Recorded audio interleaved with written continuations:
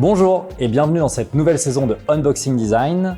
Alors c'est un épisode un peu particulier, aujourd'hui je ne reçois pas un designer à proprement parler, ou plutôt un designer de la RSE et de l'impact des entreprises, j'ai nommé Benjamin Hainaut. Ben, on va commencer tout de suite par une question simple mais difficile à la fois, c'est quoi la RSE ? Bon, j'espère que ceux qui nous écoutent en 2024 ont compris ce que c'était que la RSE, mais je vais apporter un petit peu aussi ma définition. Si on revient sur l'acronyme, RSE, c'est responsabilité sociétale des entreprises. Et dans sociétal, il faut entendre qu'on couvre des sujets environnementaux et sociaux. Qu'est-ce que c'est que la RSE ? Moi, je préfère, sur l'acronyme, utiliser la notion de redonner du sens à mon entreprise. Et sens littéralement. C'est-à-dire que je me pose la question de à quoi sert l'entreprise ? Mon entreprise, les projets de produits ou de services que je peux proposer, mais aussi un sens stratégique à l'entreprise. Donc pour moi, une entreprise qui se pose la question de la RSE, c'est une entreprise moderne, qui est dans son temps et qui comprend l'univers dans lequel elle opère. Merci pour cette première définition, Benjamin. Pour cet épisode un peu particulier, on ne va pas sortir des objets de notre boîte, mais on va revenir sur quelques notions clés que je vais présenter ici et que tu vas définir. On va commencer tout de suite par société à mission. Depuis 2019, Benjamin, on entend beaucoup parler société à mission. Qu'est-ce que c'est concrètement ? La société à mission, c'est une société qui se pose la question du sens, le sens de l'entreprise. Tout à l'heure, je parlais de redonner du sens à l'entreprise.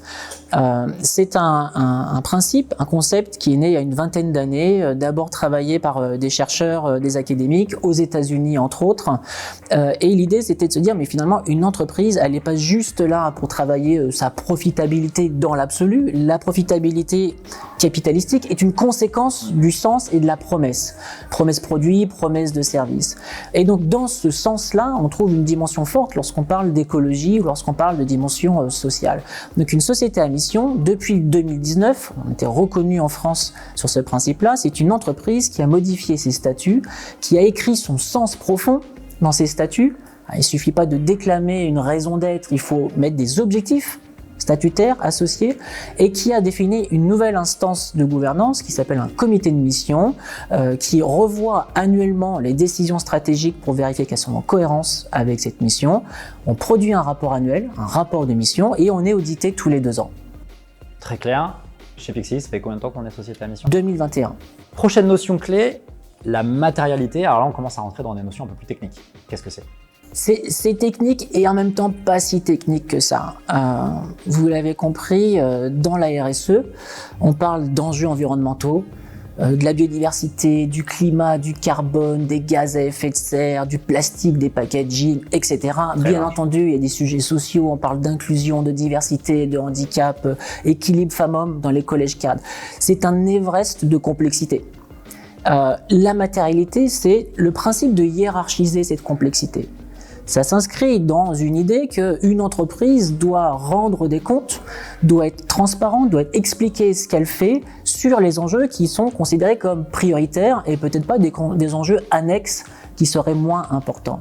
Donc la matérialité, c'est une méthode objective pour arriver à hiérarchiser les enjeux d'une entreprise.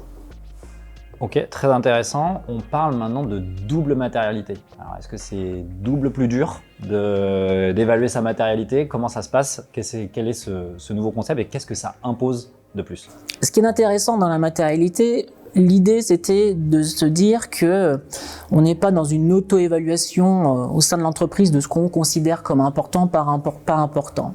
Il y a une notion de regard croisé qui est très forte. Et donc ce regard croisé, ça peut être des observateurs extérieurs, comme des leaders d'opinion, comme des experts, comme des ONG, qui ont apporté un contrepoint pour nous aider à prioriser ces enjeux-là.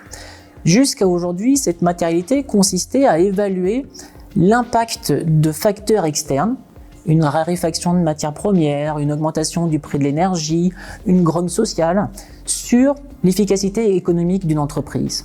Donc les facteurs externes sur l'efficacité économique de l'entreprise. On parle de matérialité financière. Il y a 2 ans, une directive européenne a précisé cette dimension-là et a rajouté une nouvelle dimension. C'est pour ça qu'on parle de double matérialité. Il ne suffit pas pour une entreprise de regarder les impacts de facteurs externes sur son business, mais bien entendu, vous en conviendrez tous, qu'il est important pour une entreprise d'évaluer son propre impact sur des sujets environnementaux externes, sur des sujets sociaux externes. Donc la double matérialité, c'est l'impact externe sur l'entreprise et sur son activité économique, mais l'impact de l'entreprise aussi sur des facteurs externes comme des facteurs environnementaux par exemple. Alors si vous êtes encore bien accrochés, on arrive sur une dernière notion, un acronyme très barbare, la CSRD. De quoi on parle? CSRD, donc c'est le cœur de la directive dont je vous parlais tout à l'heure, qui a précisé la façon dont une entreprise devait rendre des comptes. Tout ça s'inscrit dans, on va dire, une volonté de transparence. Tous les ans, une partie des grandes entreprises, puis des PME aujourd'hui, vont devoir expliquer qu'est-ce qu'elles font sur leurs enjeux les plus matériels.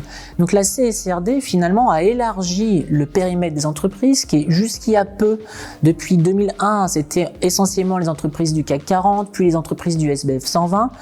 La directive européenne demande en 2024 à l'ensemble des entreprises de plus de 500 collaborateurs et 40 millions d'euros de chiffre d'affaires de rendre des comptes.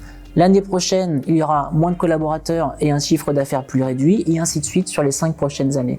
Donc on comprend que de plus en plus d'entreprises sont assujetties à faire ce rapport de durabilité. Un rapport de durabilité, c'est donc un rapport annuel, inscrit dans le rapport de gestion, dans lequel je vais expliquer sur mes enjeux les plus matériels, où j'en suis en termes de développement durable. Donc on a vraiment là une obligation des entreprises, même petites, à s'intéresser à ces sujets et voire à même comprendre comment est-ce que ça s'intègre dans leur stratégie finalement. Alors, seules, on va dire, les plus grosses encore entreprises aujourd'hui ils sont assujettis 500 collaborateurs cette année, 250 l'année prochaine, etc. On est quand même encore dans des grosses structures. Mais là où on défend un parti pris fort chez Pixelis, c'est que finalement, ce principe de matérialité qui est de comprendre où sont mes enjeux et d'une certaine façon où sont des risques et même des opportunités, c'est une prise de hauteur sur mon modèle économique.